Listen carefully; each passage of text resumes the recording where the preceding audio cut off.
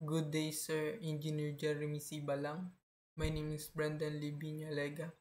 In this video, I'm going to show you how I created the step-by-step process on the final project on heat transfer, which is about temperature distribution and the heat flux on a plane wall.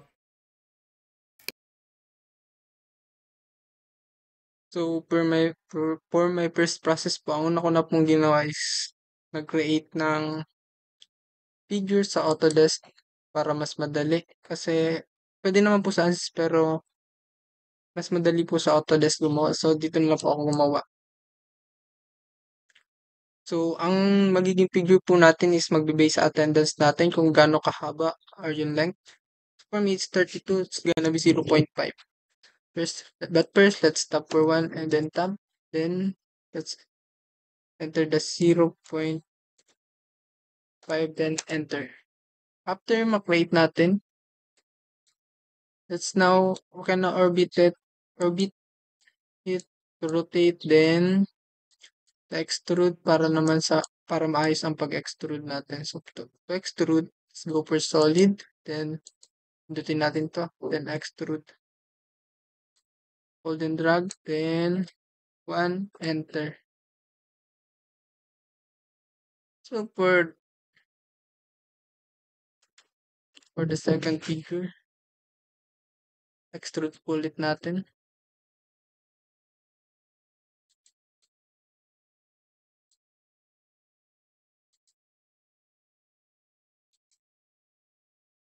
Hold and drag, then but first, pindutin natin itong join. New body para sa partition, then lagay natin yung total length niya, yung length niya, which is 2, para maging 2.5 sa total length, then enter. After ma-create natin to, you can now export this untitled. So, lagay natin ng name natin as a title. Friend that. Then, let's find the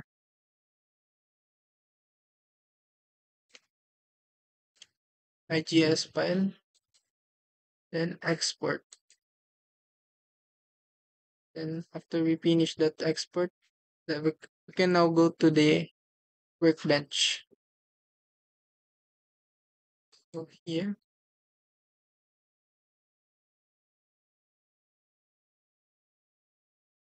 So, now na na-open na natin. So, now na na-open na natin ng workbench. We can now find the steady state thermal. Then, click, then drag. Then, let's wait while it's loading. After mag-load, let's go to the geometry. Right-click. Then, import geometry, browse. Then, find natin yung ginawa nating IGS file. So, ito yun. Then open. After that, double-click natin itong model. Then, wait.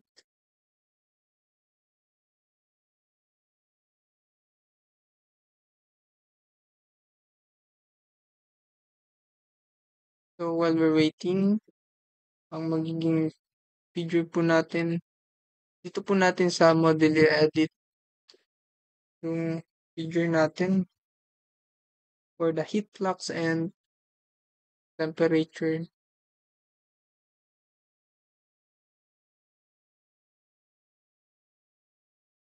Ito na po yung figure natin. So, first, we go for the mesh. Then let's pindutin po natin itong plus sign. Then, edit natin itong course to find. Then, solve. So, while we're waiting, here po, ito yung magiging result. Then, after, we go for steady state thermal, right click, insert temperature, then pindutin po natin to. Dahil ito po yung maliit, dito natin lalagay yung 500 degrees. So, backspace, 500, then enter, then apply. And dito naman po, para sa maliit na ay sa mahabang, dito po natin lalagay yung 25-degree temperature. So, right click, insert temperature again for temperature 2. Then, 25. There, so, pitin po natin to. Apply. Then, now, okay na po. Then, now, proceed to solution. So, for the solution, right click, insert, thermal, then temperature. Also, solution again, right click, insert thermal, then total heat flux. Gusto natin yung figure. And then, after nyan, we can now solve.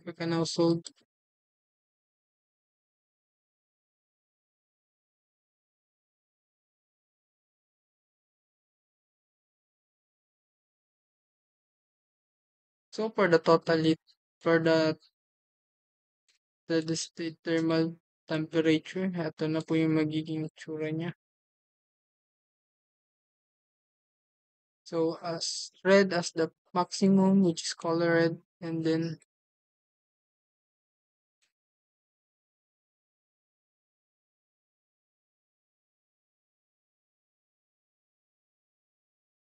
and then 25 is the minimum, which is the blue, this one. And then for the total heat flux, this is for the heat flux niya. There's a little bit difference. The maximum and the minimum, which is ito po yung value, and then for this one, the value for the minimum. Then after po nito, we can now go to show you the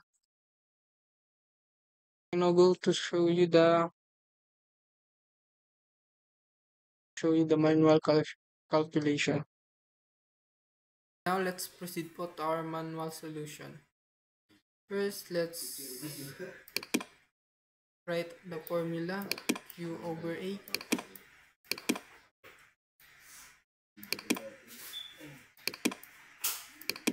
is equals to K area over delta times delta T.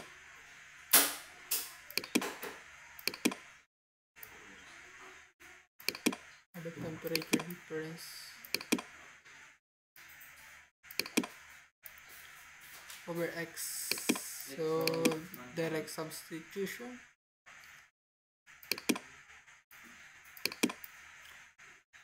.5 for the K.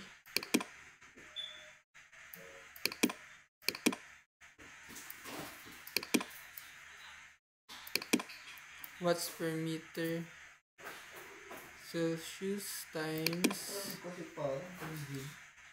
500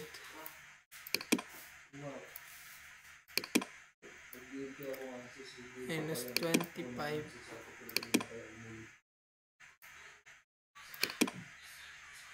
degree Celsius. Itong A po, cancel na po yan.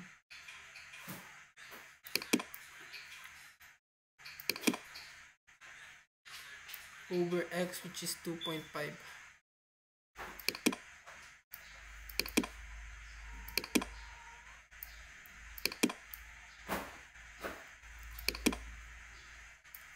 So, magiging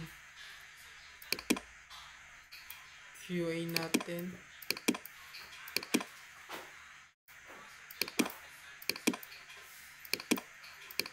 is equals to 11,000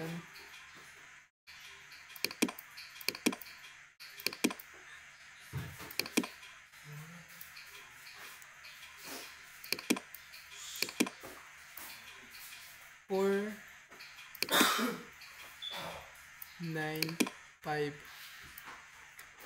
works per meter squared.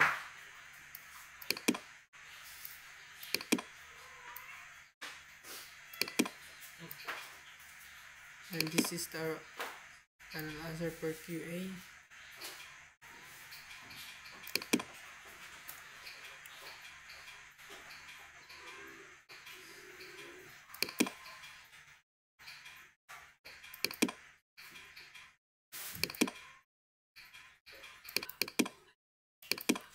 So after natin makuha yung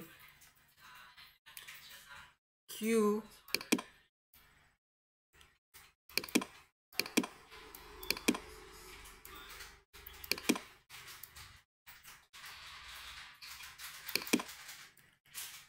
which is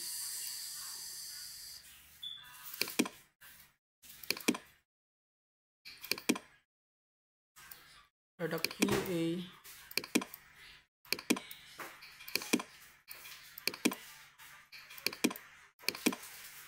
na 11,495.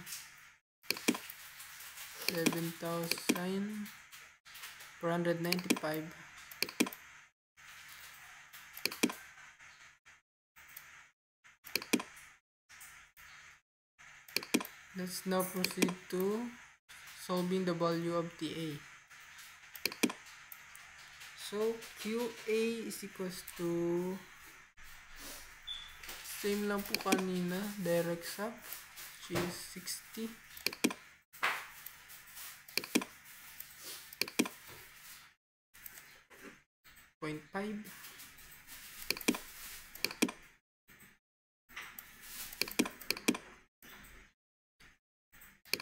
times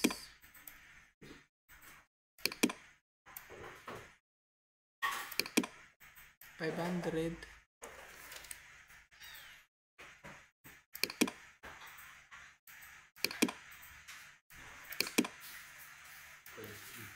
minus TA. Thank you.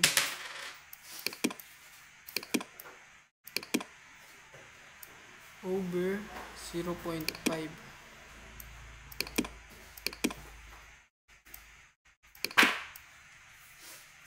Now our TA is equals to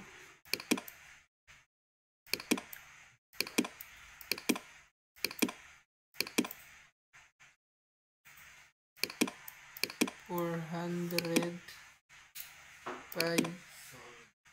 degrees Celsius. Using our calculator, shift solve. And that's it. Our answer for the manual calculation.